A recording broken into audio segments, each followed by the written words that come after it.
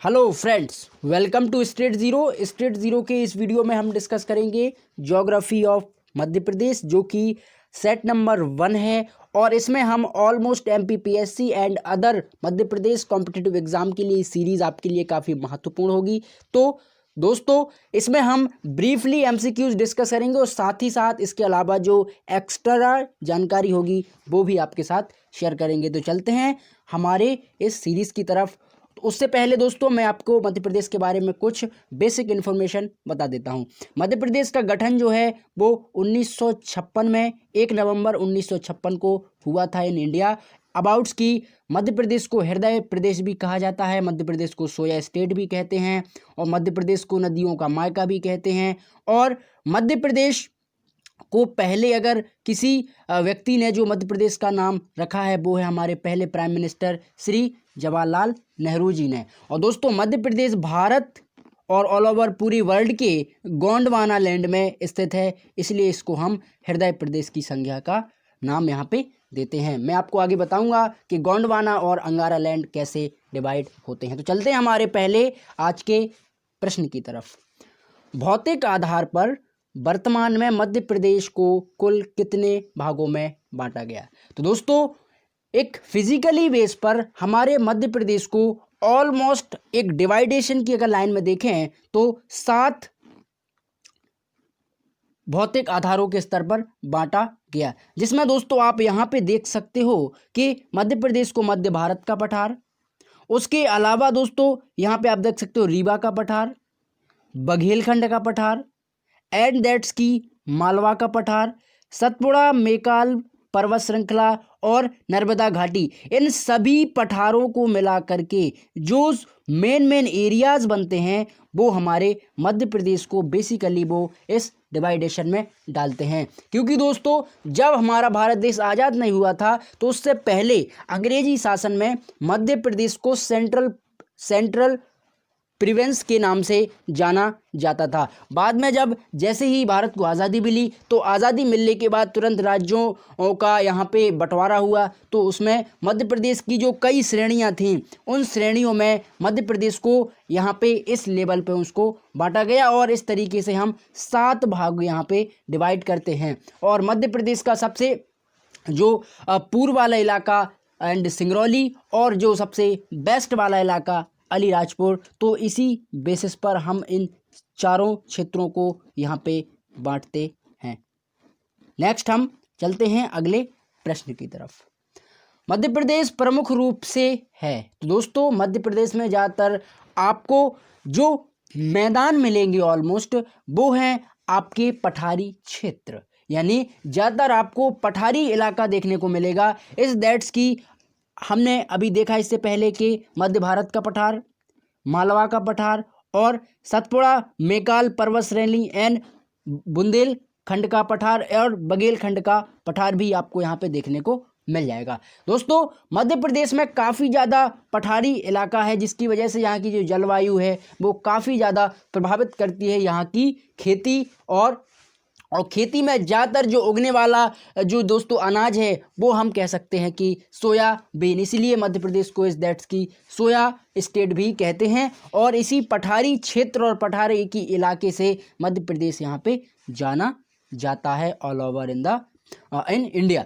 Next question, भूवैज्ञानिक दृष्टि से मध्य प्रदेश का कौन सा भाग है? तो दोस्तों, जैसा कि मैंने आपको बताया कि ऑल ओवर इन वर्ल्ड में हमारी दुनिया जो है वो 2 भागों में डिवाइड है, एक है अंगारा लैंड और एक है गोंडवाना लैंड। आप इस इमेज में इसको स्पष्ट समझ सकते हो। सबसे पहले दोस्तों, जब हमारी पृथ्वी का निर्माण हो रहा था तो पृथ्वी के निर्माण के साथ हमारा भारत बन रहा था, और स्वाभाविक है जब भारत बन रहा होगा तो हमारा मध्य प्रदेश भी बन रहा होगा। तो उस पूरे स्ट्रक्चर को हम यहाँ पे पेंजिया महाद्वीप कहते थे।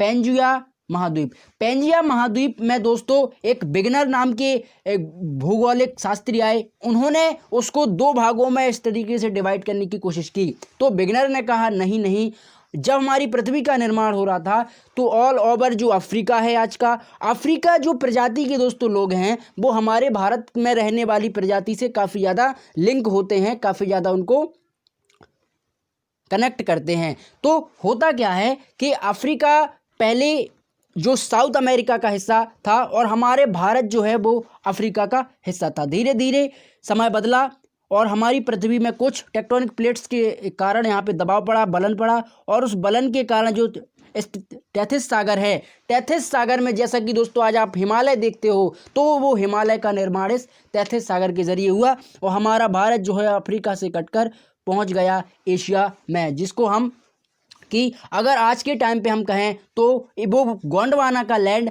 आज के यूरेशिया में पहुंच गया। इसको हम यूरेशियन प्लेट्स भी कहते हैं।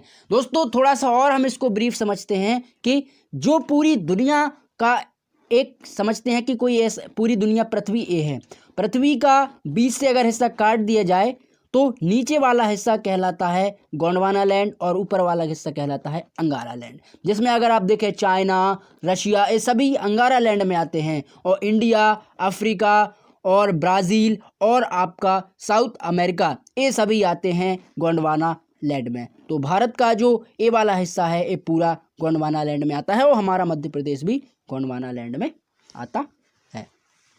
नेक्स्ट क्वेश्चन, मध्य प्रदेश में सबसे बड़ा भूभाग किस क्षेत्र में आता है? तो दोस्तों मध्य प्रदेश का जो सबसे बड़ा भूभाग है वो आता है मालवा का पठार। मालवा का पठार, मालवा का पठार दोस्तों ज़्यादातर इसका जो टोटल एक वर्ग किलोमीटर के क्षेत्र में देखें तो 88,222 वर्ग किलोमीटर का पूरा एक क्षेत्र है मालवा का पठार। आप इस इमेज में यहाँ पे देख पा रहे होंगे। इसके अलावा दोस्तों जो मध्य भारत का पठार है वो है 32,896 किलोमीटर वर्ग स्क्वायर किलोमीटर के क्षेत्र में। उसके बाद रीवा पन्ना का पठार वो है आपका 3454.8 वर्ग किलोमीटर, यहाँ पे इसको आप देख सकते हो। और अगर सबसे छोटा नागपुर की पठार की हम बात करें तो वो है बघेलखंड का पठार, जो कि almost all over Madhya Pradesh का 7% है और जिसमें 2500 वर्ग किलोमीटर का पूरा क्षेत्र है। तो सबसे छोटा नागपुर का पठार ए होता है। और अगर सबसे हम बड़े भूभाग की बात करें तो वो है मालवा का पठार। मालवा का पठार जो कि ऑल ओवर मध्य प्रदेश का 28% हिस्सा यहाँ पे अपने एरिया में समा लेता है। नेक्स्ट दोस्तों, मध्य प्रदेश की पूर्व से पश्चिम तथा उत्तर से दक्षिण में कितनी लंबाई और चौड़ाई है? तो दोस्तों पूरब से पश्चिम और उत्तर से दक्षिण अगर हम देखें तो अगर आप पूरब से पश्चिम की तरफ दोस्तों चलोगे तो आपको जो पूरी चौड़ाई है वो है आपको मिलेगी यहाँ पे 870 किलोमीटर। और यहाँ पे अगर आप चलोगे दैट्स की उत्तर से दक्षिण तो 605 किलोमीटर, 605 किलोमीटर। तो आप इसमें यहाँ पे देख सकते हो कि अगर हम उत्तर से दक्षिण की बात करें तो सबसे जो उत्तर में डिस्ट्रिक्ट है वो है मुरैना और दक्षिण में आपका आएगा बुरहानपुर और पूरब में आप देखोगे तो सिंगरौली और आपका पश्चिम में आएगा अलीराजपुर। तो इसकी जो लंबाई और चौड़ाई इस तरीके से है कि हम कहें उत्तर से दक्षिण की तरफ 605 किलोमीटर और पूरब से पश्चिम की तरफ 870 किलोमीटर की जो लंबाई और चौड़ाई है। इस तरीके से हम मध्य प्रदेश को एक भौगोलिक दृष्टि से उसका हम व्याख्यान करते हैं और भौगोलिक दृष्टि से उसकी जो लिंग्विस्टिक और वर्टिकल जो लंबाई चौड़ाई है उसको हम मापते हैं। नेक्स्ट दोस्तों, मध्य प्रदेश की अक्षांशीय यानी लैटिट्यूड स्थिति क्या है? अब थोड़ा सा हम लैटिट्यूड और लॉन्गिट्यूड्स के बारे में देखते हैं। तो दोस्तों अगर हम अक्ष की बात करें तो हमारी पृथ्वी आप सभी दोस्तों जानते हो कि साउथ और नॉर्थ पोल पर यहाँ पे अक्ष में रोटेट करती है इस तरीके से। आप ये है लैटिट्यूड एंगल जो कि नॉर्थ से साउथ की तरफ जाता है। और अगर हम एक स्पेसिफिक मध्य प्रदेश के अक्षांशीय स्तर की हम बात करें तो अक्ष में अगर हम नॉर्थ की तरफ दोस्तों देखेंगे तो वो आपको 21 डिग्री 6 मिनट नॉर्थ की तरफ और 26 डिग्री 30 मिनट आपको साउथ की तरफ देखने को मिलेगा। ये हमारे मध्य प्रदेश का एक जो अक्षांशीय स्तर है वो ये दिखाता है। दोस्तों डिग्री और मिनट तो आप ज़रूर यहाँ पे समझे होंगे। जो ये अब मैं आपको बताऊंगा डिग्री और मिनट में क्या फ़र्क होता है। दोस्तों नेक्स्ट पहले हम क्वेश्चन देख लेते हैं। मध्य प्रदेश की देशांतरी यानी लॉन्गिट्यूड स्थिति क्या है? तो अब हम लॉन्गिट्यूड स्थिति देखते हैं। तो लॉन्गिट्यूड स्थिति में दोस्तों आप यहाँ पे देख सकते हो कि ईस्टर्न और वेस्टर्न वाला इलाका यहाँ पे सामने आता है। जैसे ईस्टर्न को हम कहेंगे यहाँ पे पूर्वी क्षेत्र, पूर्वी लॉन्गिट्यूड, एंड वेस्टर्न को हम कहेंगे यहाँ पे पश्चिमी लॉन्गिट्यूड। तो अगर हम पूर्वी और पश्चिमी लॉन्गिट्यूड्स की हम बात करें तो 74 मिनट 9 माफ़ कीजिएगा 74 डिग्री 9 मिनट ईस्टर्न की तरफ वो लॉन्गिट्यूड्स है, और 82 डिग्री 48 मिनट्स वो वेस्टर्न की तरफ यहाँ पे लॉन्गिट्यूड्स है। तो यानी उसकी जो चौड़ाई है उसकी यहाँ पे बात हो रही है।